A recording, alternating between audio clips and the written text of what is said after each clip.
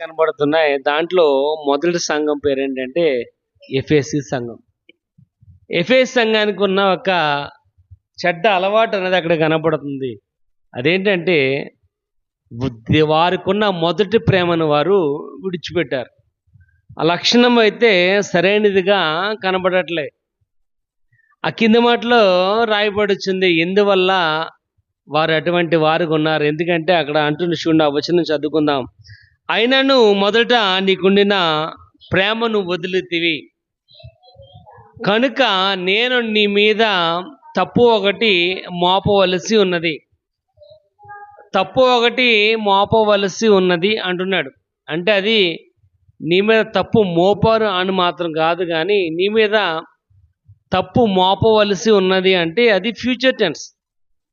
భవిష్యత్తులో గనక నువ్వు కనుక నీకున్న మొదటి ప్రేమను గనక విడిచిపెట్టినట్లయితే నీ మీద నేను ఒక తప్పు అనేది మోపుతాను అని.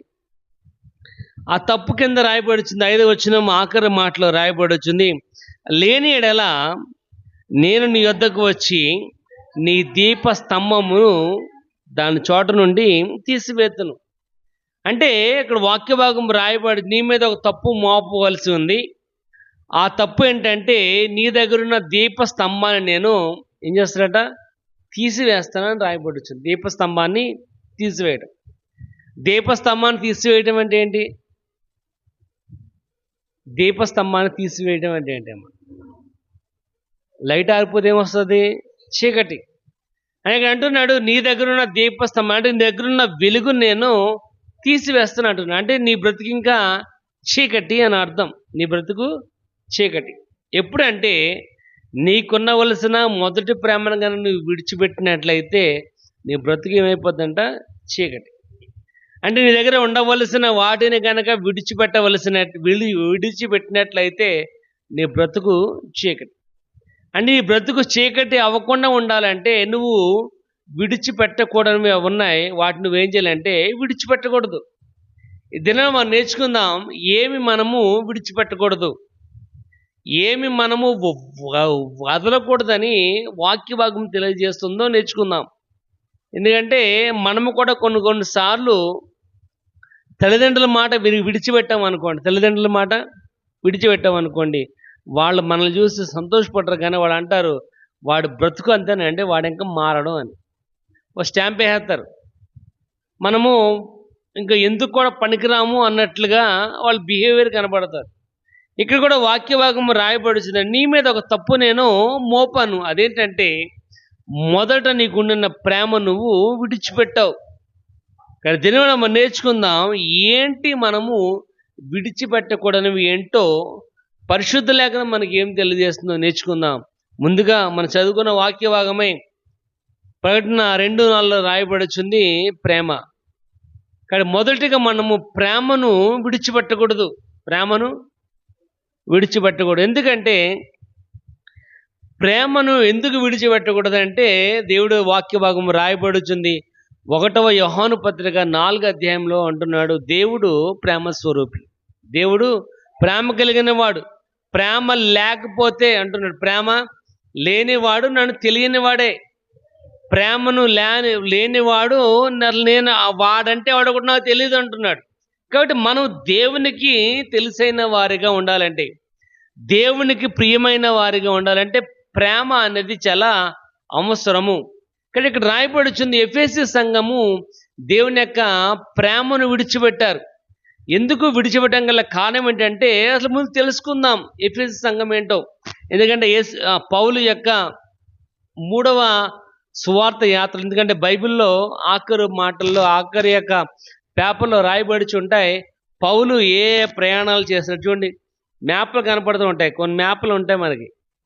ఈ మ్యాప్లో రాయబడిచి ఉంటాయి పౌలు యొక్క మొదటి యాత్ర, రేపు పౌలు 2వ యాత్ర, పౌలు యొక్క 3వ యాత్ర అని 3 ప్రయాణాలు కనపడుతూ ఉంటాయి. ఆ 3వ ప్రయాణంలో ఎఫెసీలో 3 సంవత్సరాల కాలం ఉండి అక్కడున్న వారికి దేవుని యొక్క వాక్యాన్ని బోధించిన వాడిగా, సువార్త పరిచర్య చేసిన వాడిగా కనబడుతున్నాడు. ఎందుకు అక్కడ 3 సంవత్సరాల కాలము, 3 సంవత్సరాల 2 నెలలు అని చరిత్ర చెప్పడం గల ప్రాముఖ్యమైన కారణం ఏంటంటే అక్కడ విగ్రహారాధన అనేది చాలా ఎక్కువగా కనబడుతుంది. అక్కడ 15 మంది దేవతలు అక్కడ కనబడుతున్నారు. 17 మంది దేవతలు. దాంట్లో ఒక ప్రాముఖ్యమైన దేవత పేరంటే అష్టమిస్ అనే ఒక దేవత చాలా ప్రాముఖ్యమైన దేవతగా కనబడుతుంది. ఇక్కడ రాయబడుచుంది ఏంటంటే ఆమె చాలా శక్తివంతమైన దేవత అని. ఈ ఆర్టమిస్ అనే దేవత చాలా శక్తివంతమైన దేవత. ఆమెకున్న యొక్క మరొక పేరు ఏంటంటే సంతానోత్పత్తి దేవత అని. ఏంటంట సంతానోత్పత్తి అంటే ఎవరికైతే పిల్లలు లేరో, ఎవరికైతే పిల్లలు ఉండరో వాళ్ళు కనుక ఆ దేవత గారు ముగ్గుతే వెంటనే వారికి పిల్లలు పుడతారు. కాబట్టి ఆ సంతానోత్పత్తి దేవత అని ఆమెకి ఉన్న ఒక పేరు. ఇది చాలా పెద్ద పట్టణం.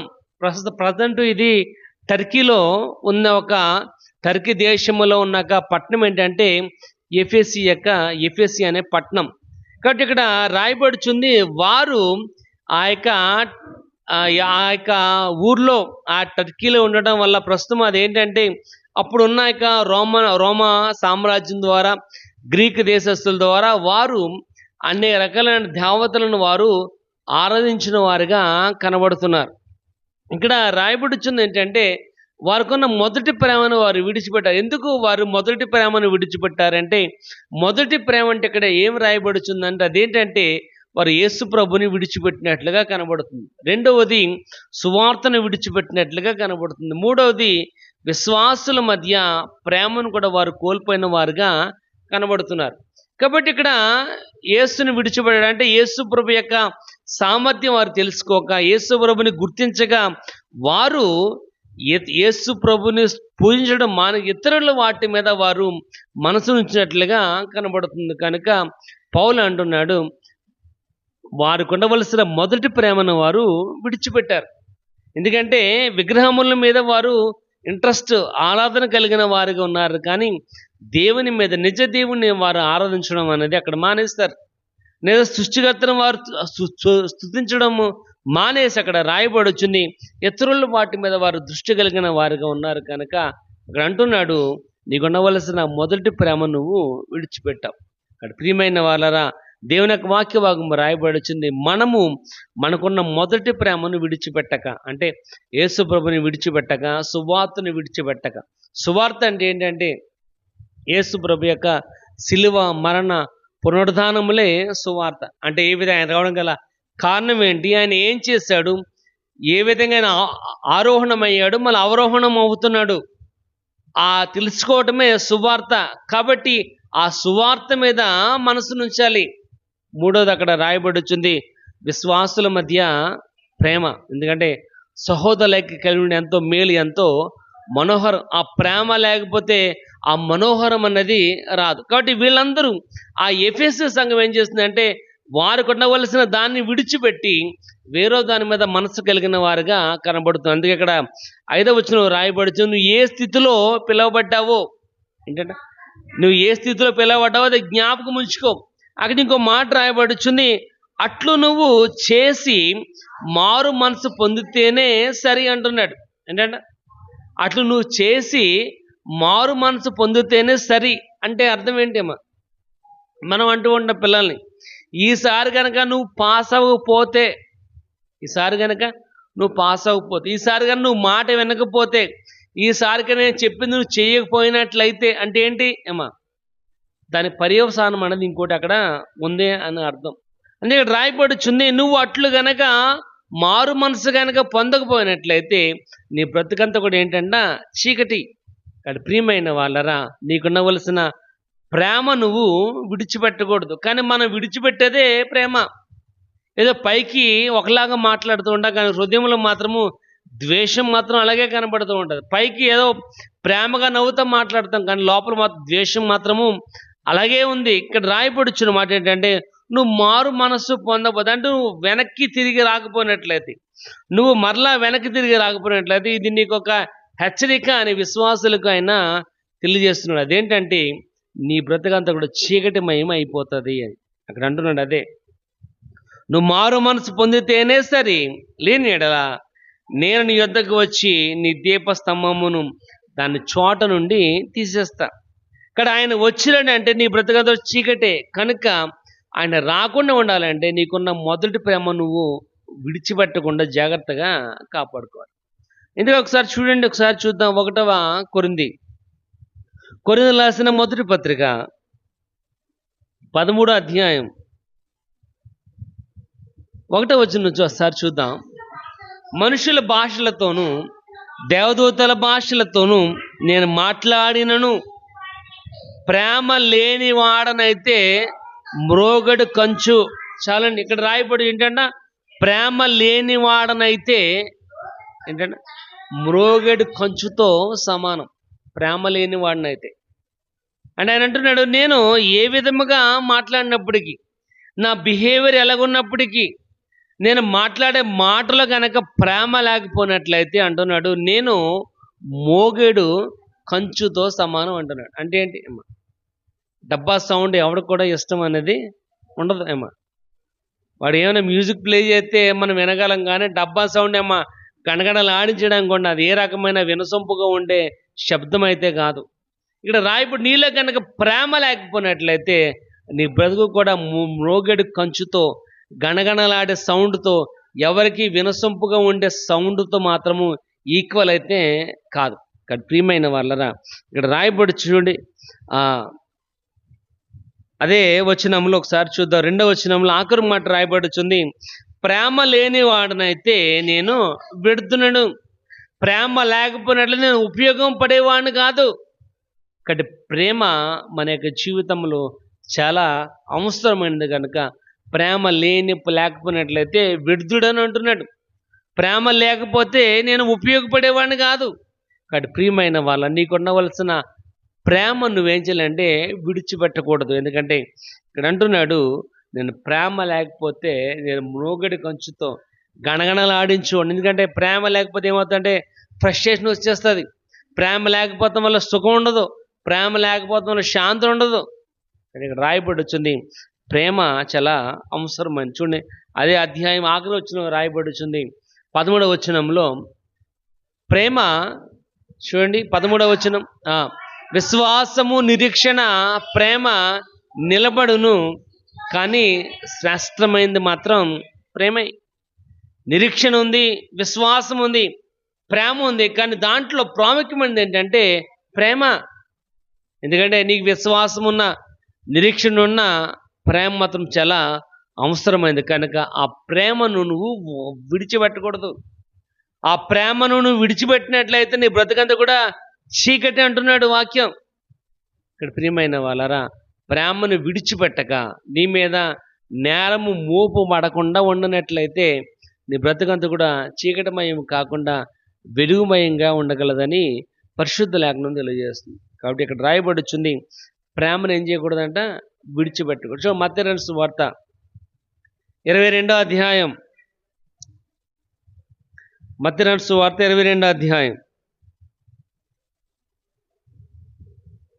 37 చదువుకుందాం. నీ పూర్ణ హృదయముతో, నీ పూర్ణ ఆత్మతో, నీ పూర్ణ మనస్సుతో నీ దేవుడని యెహోవాను ఏం చేయాలంటే నువ్వు ఏంటంట పూర్ణ మనస్సుతో, పూర్ణ ఆత్మతో, పూర్ణ యొక్క శక్తితో, బలముతో నీ దేవుడని యెహోవాను నువ్వు ప్రేమించాలి. అక్కడ కింద 40వ వచనం రాయబడుచుంది, ఇవే ధర్మశాస్త్రాన్ని చాలా ప్రాముఖ్యమైనవి. ఏంటంటే ప్రేమ. ప్రేమ ఈ ధర్మశాస్త్రం చాలా ప్రాముఖ్యమైనదిగా రాయబడుతుంది కనుక ఆ ప్రేమ కనుక లేకపోయినట్లయితే నీ యొక్క జీవితము అగమ్య గోచరం. ఆ ప్రేమ లేకపోయినట్లు, దేవుడికి ఆ ప్రేమ లేకపోయినట్లయితే యోహాను 3:16 రాయబడుచు, దేవుడు లోకమును ఎంతో ప్రేమించాడు. కాబట్టి దేవుడు కనుక లోకాన్ని కనుక ప్రేమించకపోయినట్లయితే తన అద్వితీయ కుమారుని లోకానికి పంపించేవాడు మాత్రము కాదు. ఆయన కనుక పంపించకపోయినట్లయితే నీ యొక్క జీవితమునకు మోక్షం లేదు, నీ జీవితానికి రక్షణ అనేది లేదు. కాబట్టి ప్రియమైన వాళ్ళరా, ఆ ప్రేమ ఉండటం వలనే ఇక్కడ వాక్యభాగం రాయబడుచుంది, నువ్వు రక్షింపబడ్డావు, నువ్వు విమోచింపబడ్డావు. కానీ ప్రియమైన వాళ్ళరా, ఆ ప్రేమ నువ్వేం చేయాలంటే విడిచిపెట్టకూడదు. అందుకే చూడండి, ఎఫెసీ రాసిన పత్రిక 3వ అధ్యాయం, ఎఫెసీ రాసిన పత్రిక 3వ అధ్యాయం ఒకసారి చూద్దాం. 16వ వచనం నుంచి చదవండి ఒకసారి. అక్కడ మాట రాయబడుచుంది, మీరు దేవుని సంపూర్ణత యందు పరిపూర్ణులగునట్లుగా ప్రేమ యందు వేరుపారై స్థిరపడి అని రాయబడి. ఏంటంటే ప్రేమ యందు వేరుపారై స్థిరపడాలి. అంటే ప్రేమ యందు వేరుపారిన వారుగా ఉండాలి. అంటే స్థిరమైన జీవితమును కలిగిన వారుగా, నమ్మకమైన వారుగా ఉండాలి. ఉండాలి అంటే ఆ ప్రేమ నీలో నుండి తొలగిపోకూడదు, ఆ ప్రేమ నీలో నుండి తగ్గిపోకూడదు. అది ఇక్కడ వాక్య భాగం రాయబడుచుంది. ఎఫెసు సంఘము వారికున్న మొదటి ప్రేమను విడిచిపెట్టారు. ఆ మొదటి ప్రేమను విడిచిపెట్టడం వల్ల వాళ్ళ బ్రతుకంతా కూడా ఏమో చీకటిమయమైనది అయిపోయింది. ఇక్కడ ప్రియమైన వాళ్ళ నీ జీవితం కూడా అటువంటిదిగా ఉండకూడదంటే పరిపూర్ణంగా దేవుని మీద ఆధారపడాలి, పరిపూర్ణంగా యేసుక్రీస్తు మీద, పరిపూర్ణంగా ఆయన సువార్త మీద విశ్వాసుల ఎడల ప్రేమ బాధ్యతలో ఉండాలి తప్ప అవి కాకుండా ఇతరు వాటి మీద కాదు. ఎందుకంటే మనం ఇతరుల వాటి మీదే మనం ఆధారపడుతూ ఉంటాం. మన ఇతరుల వాటి మీదే మనము మన యొక్క ఆలోచన కలిగిన వారిగా ఉంటాం. కనుక దేవుని యొక్క వాక్య భాగం రాయబడుచుంది. అదే అపొస్తల కార్యాల్లో హెబ్రీయులకు రాసిన పత్రిక 6వ అధ్యాయము 10-11 వచనంలో రాయబడుచుంది. అంతము వరకు మనకి ఏ విశ్వాసం ఉందో ఆ విశ్వాసాన్ని ఏం చేయాలంట? కాపాడు. ఎప్పటి వరకు అంట? అంతం వరకు. అంటే ఆఖరి క్షణం వరకు కూడా ఏ విశ్వాసం అయితే ఉందో, ఏ నమ్మకం అయితే కలిగి ఉన్నావో దాన్ని అంతం వరకు కూడా దృఢముగాను పట్టుకునే వారిగా ఉండాలి. ప్రియమైన వాళ్ళరా, వాక్య భాగం రాయబడుచుంది ప్రేమను మనము విడిచిపెట్టకూడదు. ఎఫెసు సంఘము ప్రేమను విడిచిపెట్టింది. దాని యొక్క జీవితం అంతా కూడా మారిపోయింది. అప్పటి వరకు ప్రాముఖ్యంగా ఉన్న ఆ దేశము పౌలు యొక్క మొదటి శతాబ్దంలో తను చేసిన పరిచర్యలో ఉన్న యొక్క విలువలన్నీ కూడా కోల్పోయిన సంఘముగా కనబడుతుంది. ఇక్కడ ప్రియమైన వాళ్ళ నువ్వు కూడా మొదట నీకుండిన ప్రేమను ఏం చేయాలంటే విడిచిపెట్టకూడదు. రెండోది చూద్దాం, ఇంకా మనం ఏం విడిచిపెట్టకూడదని పరిశుద్ధ లేఖనం తెలియజేస్తుందో చూద్దాం. పరమగీతాలు చూద్దాం ఒకసారి. పరమగీతాలు 3వ అధ్యాయం. పరమగీతాలు 3వ అధ్యాయము 4వ వచనం చూద్దాం. నేను వారిని విడిచి కొంచెం దూరము పోగా నా ప్రాణప్రియుడు నాకు ఎదురుపడెను, వదిలిపెట్టక నేను అతన్ని పట్టుకొంటిని. చాలండి. ఇక్కడ రాయబడుచుంది, నా ప్రాణప్రియుడు ఎదురుపడగా నేను అతన్ని వదిలిపెట్టగా గట్టిగా పట్టుకుందును అంటున్నాడు. ప్రాణప్రియుడు అంటే ఏమా? యేసుక్రీస్తు. ప్రాణప్రియుడు అంటే యేసుక్రీస్తు. ఇక్కడ రాయబడుచుంది. రెండవది, మనం దేని విడిచిపెట్టకూడదు అంటే యేసు ప్రభుని, క్రీస్తుని విడిచిపెట్టకూడదు. ఆయనను మనం వదలక గట్టిగా పట్టుకోవాలి అని రాయబడుచుంది. చూడండి, ఈ మాట మనము చాలా సందర్భాల్లో నీ యొక్క జీవితంలో, ప్రతి వారి యొక్క జీవితంలో మనము పొందుకున్న వారిగా, అనుభవించిన వారిగానే కనబడుతూ ఉంటాం. ఎందుకంటే మనం బాగా ఫ్రెండ్ అవ్వచ్చు. మన తల్లిదండ్రులు చాలా కాలం తర్వాత మనం చూడడానికి వచ్చినప్పుడేమో మనం పరిగెత్తుకుంటూ వెళ్ళి వాళ్ళని ఏం చేస్తూ ఉంటాం? కౌగిలించుకుంటాం. మన ఆప్యాయతను, మన ప్రేమను వారితో పంచుకుంటాం. కానీ ఇక్కడ రాయబడుచుంది, నేను వారిని విడిచి వెళుతున్న సమయంలో నా ప్రాణప్రియుడు నాకు ఎదురుపడ్డాడు, నేను అతన్ని వదలక గట్టిగా పట్టుకున్నాను అని. ఇక్కడ రెండోది రాయబడుచు, మనం ఏది వదలక గట్టిగా పట్టుకోవాలంటే క్రీస్తును మనం వదలక గట్టిగా పట్టుకోవాలి. ఆయన మన ప్రాణప్రియుడు, ఆయన మనల్ని ప్రేమించేవాడు కనబడుతున్నాడు. కనుక ఆయనను, క్రీస్తుని విడిచిపెట్టక గట్టిగా పట్టుకోవాలి. చూడండి, యోబు గ్రంథం ఒకసారి చూద్దాం. యోబు గ్రంథము 1వ అధ్యాయం. యోబు గ్రంథము 1వ అధ్యాయం 21-22 వచనాలు చూద్దాం. నేను నా తల్లిగారు దిగంబరిగా వచ్చి తిని, దిగంబరిగా అక్కడ నేను తిరిగి వెళ్ళి తిని, యెహోవా ఇచ్చెను, యెహోవాయే తీసుకొనెను, యెహోవా నామమునకు స్తుతి కలుగునగాక. ఇక్కడ ఎప్పుడంట? తనకున్న సమస్తమును కోల్పోయిన తర్వాత, ఒంటెలు పోని, గాడిదలు పోని, పనివారు పోయారు, తన పిల్లలు చనిపోయారు, సమస్తమును కోల్పోయిన తర్వాత అంటున్నాడు, యెహోవా ఇచ్చెను, యెహోవాయే తీసుకొనెను. సమస్తమునకు ఆయనే కారణము గనక దేవునికే మహిమ కలుగును గాక, దేవునికే స్తుతి కలుగును గాక అంటున్నాడు. అంటే సమస్తమును కోల్పోయినా కానీ యేసు దేవుని మాత్రము యోబు తన యొక్క జీవితంలో విడిచిపెట్టలే. సమస్తమును కోల్పోయినప్పుడు కానీ ఆయన మీద ఉన్న ప్రేమ మాత్రము కోల్పోలేదు. చూడండి, అదే 2వ అధ్యాయం ఒకసారి చూద్దాం. 2వ అధ్యాయం 7వ వచనం ఒకసారి చదువుకుందాం. 5వ వచనం. ఆ, ఆ, ఆ, ఆ. ప్రాణము ముట్టవద్దని సెలవిచ్చును. యెహోవా అపవాది బయలుదేరి అతని అధికాలు మొదలుకొని నడినెత్తి వరకు భయంకరమైన కురుపులు. ఏంటంట? అరికాలు మొదలు అంటే నెత్తి మీద నుంచి అరికాల వరకు కూడా భయంకరమైన కురుపులు. ఒక చిన్న దెబ్బ తగిలితేనే మనం అల్లాడిపోతూ ఉంటాం. ఏమా యోబు యొక్క జీవితంలో తన శరీరం అంతా కూడా భయంకరమైన కురుపులు రసగారుతున్నాయి, భయంకరమైన దురద. ఇక్కడ 8వ రాయబడి అతను ఒళ్ళు గోక్కొనుటకై చిల్లపెంకు తీసుకుని రాయబడుతుంది. అంటే తన ఒళ్ళు గోక్కోడానికి ఏం తీసుకున్నాడు? చిల్లపెంకు. ఎందుకంటే తన గోళ్ళు కూడా ఊడిపోయినాయి. మనం చిన్న వీపు మీద చిన్న దురద వచ్చిందంటే వీపు మీద చిన్న దురద వచ్చిందంటే ఎవరు కనుక లేకపోయినట్లయితే ఏం చేస్తాం? గోడకేసి కానీ అక్కడ అతనికి గోళ్ళు లేవు. ఆగా వీపు గోక్కోవడానికి కూడా అవకాశం అనేది లేదు. భయంకరమైన పరిస్థితి. పెంకులతో గోక్కుంటాడు వాళ్ళు. అక్కడ ఇంకో మాట రాయబడి అతని భార్య వచ్చి ఏమందంట, నువ్వు ఇంకా యథార్థతను విడిచిపెట్టవా? దేవుని దూషించి చచ్చిపో.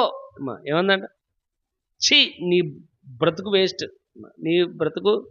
వేస్ట్. భార్య ఏమంది? ఆదరించవలసిన భార్య, ప్రేమించవలసిన భార్య, భయంకరమైన స్థితిలో పక్కన ఉండవలసిన భార్య అంటుంది, నువ్వు ఇంకా బ్రతకడం వేస్ట్.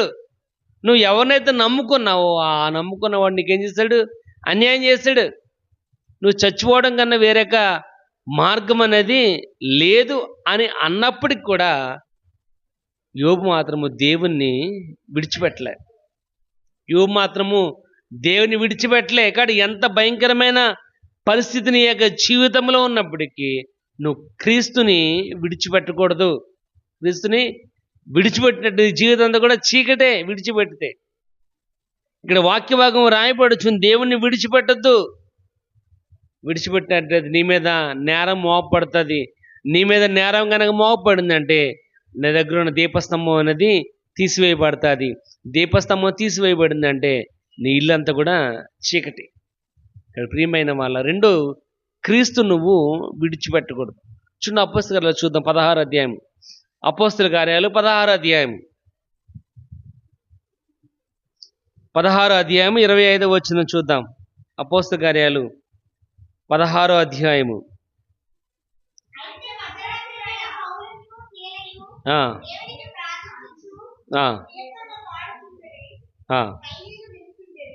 ఏంటంట?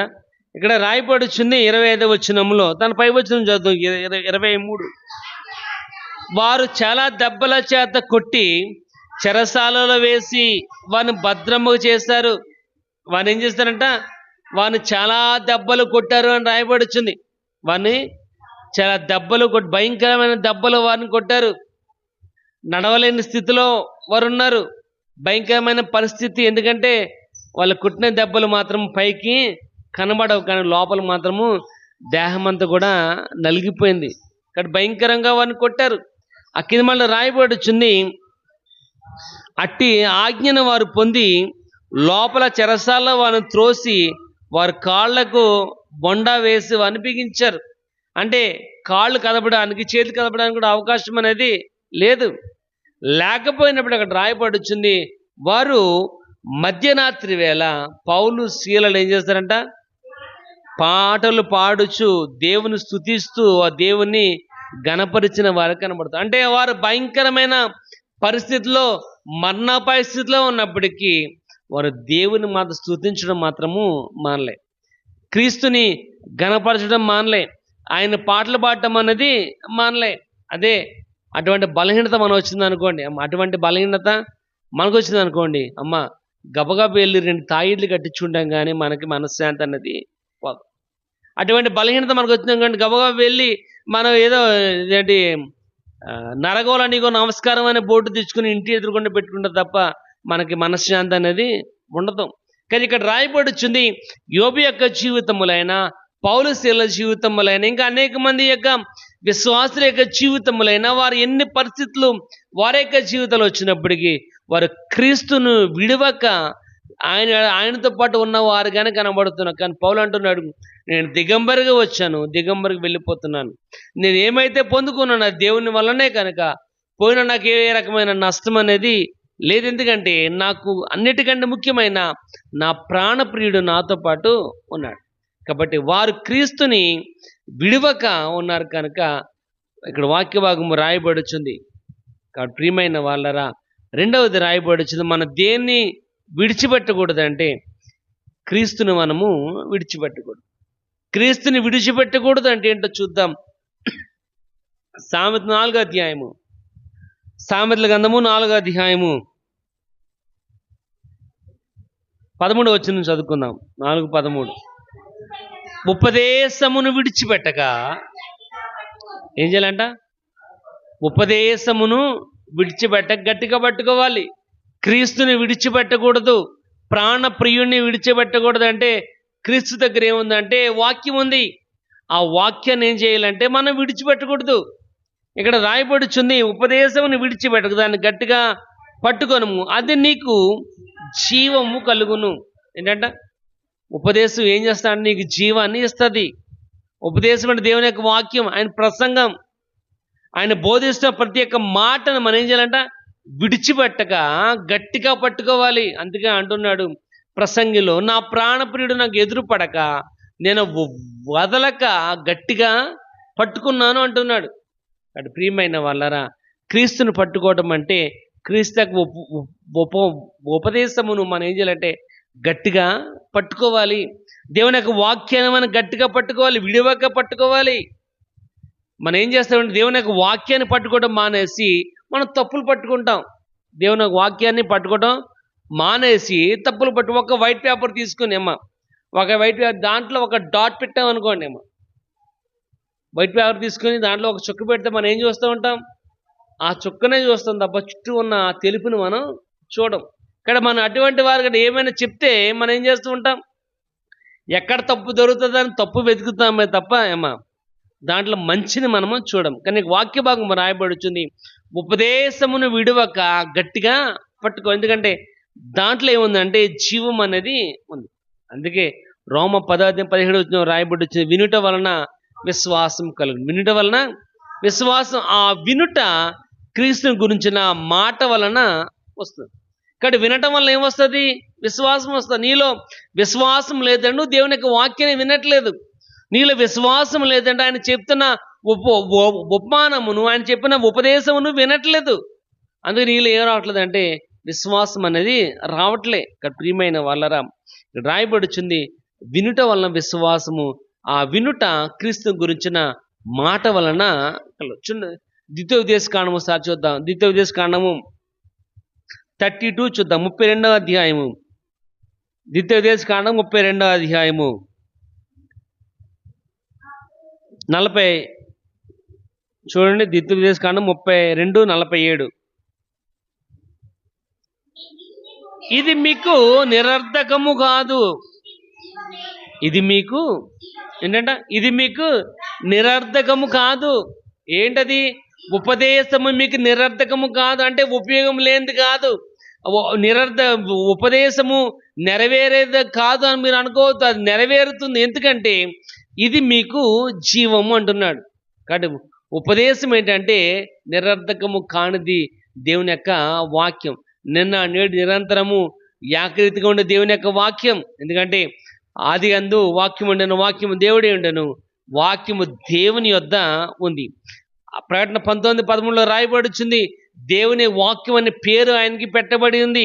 కానీ ప్రియమైన వాళ్ళరా, ఆయన నిరర్ధకము కాడు. ఆయన ఏమైతే చెప్పాడో ఆయన మరలా తప్పకుండా ఆయన వచ్చేవాడిగా ఉన్నాడు. అటు నిరీక్షణ ఆయన ఉపదేశములు మాత్రమే మనకి కనబడుతుంది. కనుక ఆయన అంటున్నాడు ఇది మీకు జీవమే అని. కాదు ప్రియమైన వాళ్ళరా, ఆ ఉపదేశం ఏం చేయాలంటే విడివక గట్టిగా పట్టుకోవాలి.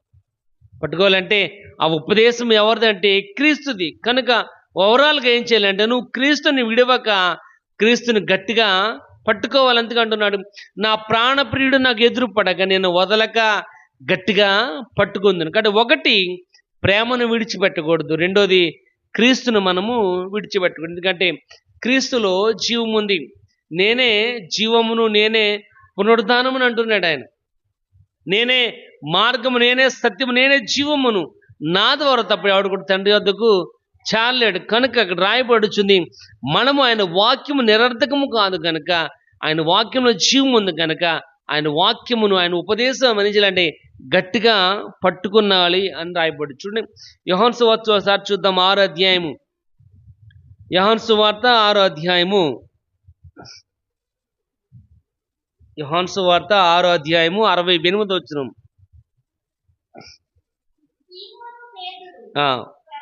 ప్రభువా ఎవరి వద్దకు వెళుదుము, నీవే నిత్య జీవపు మాటలు కలిగిన వాడు. సీమోను పేతురు అంటున్నాడు. ఎందుకంటే అప్పటికే చాలా మంది యేసుప్రభువుని విడిచి వెళ్ళిపోతున్నారు.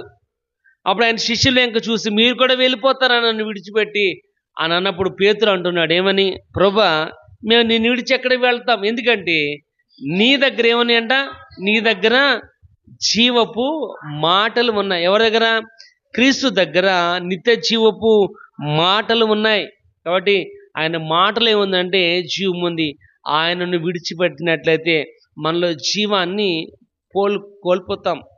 అందుకే యోహాను సువార్తలో రాయబడి నేను నిజమైన ద్రాక్షవల్లి, నా తండ్రి వ్యవసాయకుడు, నాలో ఫలింపని ప్రతి తీగని ఆయన తీసి పాడవేస్తును, కానీ ఫలించు ప్రతి తీగి మరి బహుగా ఫలించాలని ఏం చేస్తాడంటే ఆయన దాన్ని కాపాడేవాడుగా, సంరక్షించేవాడుగా, దాన్ని పోషించేవాడు కనబడుతున్నాడు. కాబట్టి మనము బహుగా ఫలించాలి అంటే ఆ ద్రాక్షవల్లితో మనము ఉండాలి, దాంతో సహవాసాన్ని కలిగిన వారిగా ఉండాలి.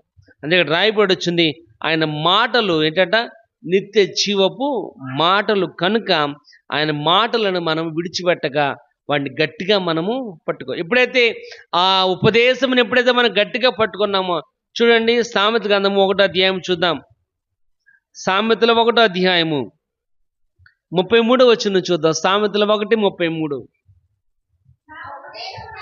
ఏంటంట, నా ఉపదేశమును అంగీకరించిన వాడు. ఇంకా దానికంటే ఇంకొక దీవెన అనేది మన యొక్క జీవితంలో అవసరం లేదు.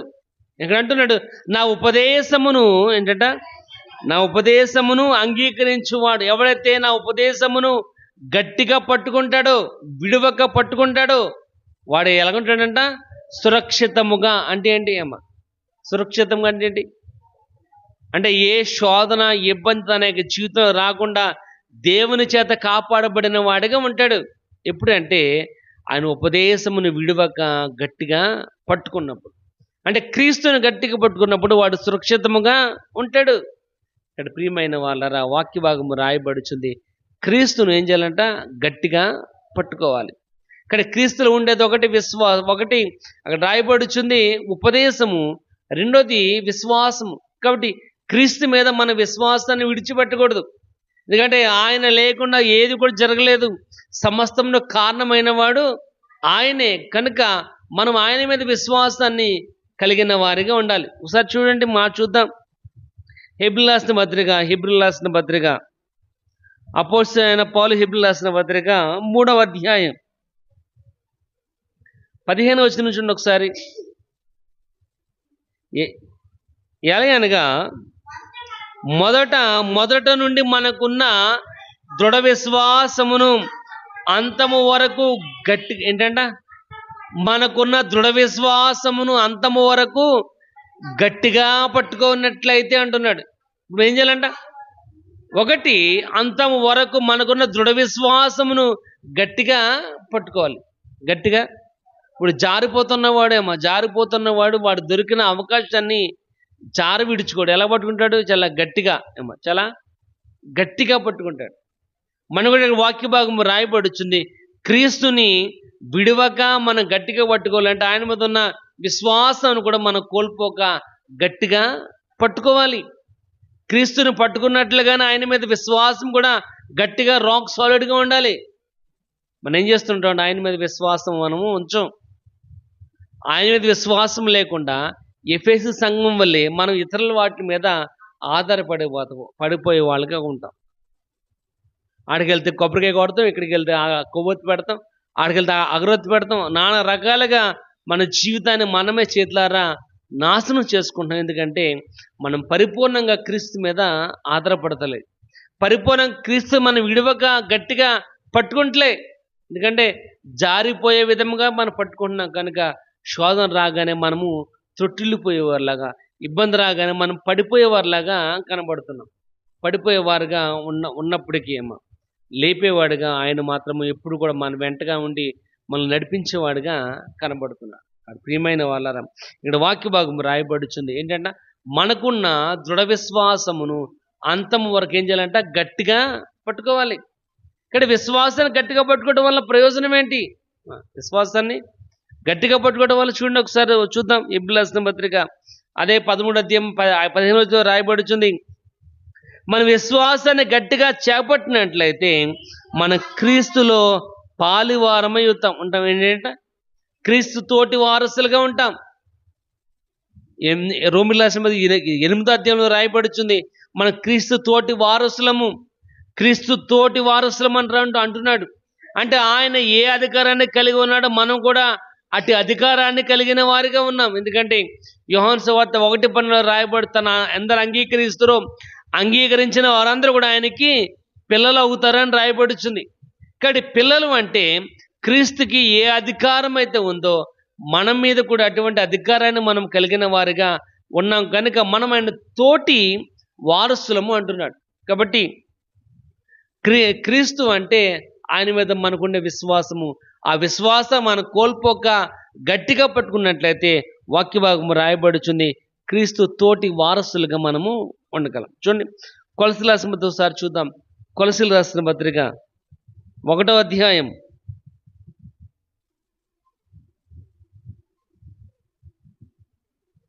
1వ అధ్యాయం 12వ వచనం చూడండి.